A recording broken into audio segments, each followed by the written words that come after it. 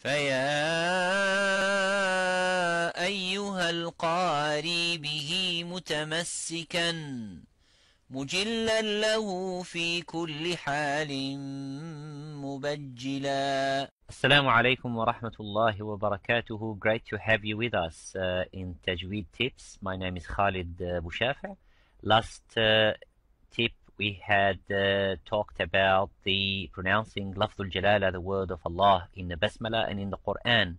And also this is apply also the same thing to Allahumma. So Qulillahumma Bismillahi.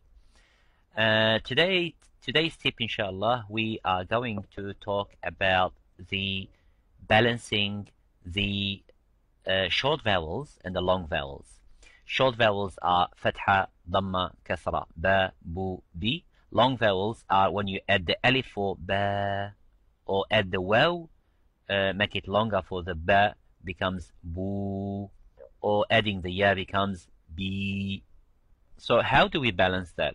The short vowels, the ulama have described them as one haraka, which is one movement of the lip, one movement of the mouth. Haraka, it means activation of movement in Arabic language. So the short vowels and haraka, you say ba, it's 1 second.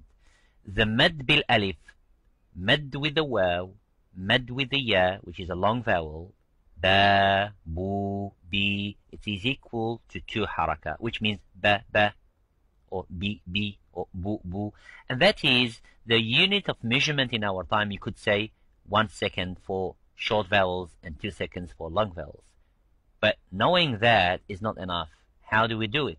So when we read in the Quran, say you would like to read A'udhu Billahi Minash Shaitanir Rajim. The common, if you say, I say to some of my students, read A'udhu Billahi Minash Shaitanir Rajim and start say A'udhu Billahi Minash Shaitanir Rajim, A'udhu Billahi. So swallowing the waw, instead of saying A'udhu, A'u, Ain waw, Ain, Dhamma waw, Ru, Alif, Hamza, Fatha, A, that's a short vowel. A'udhu Billahi.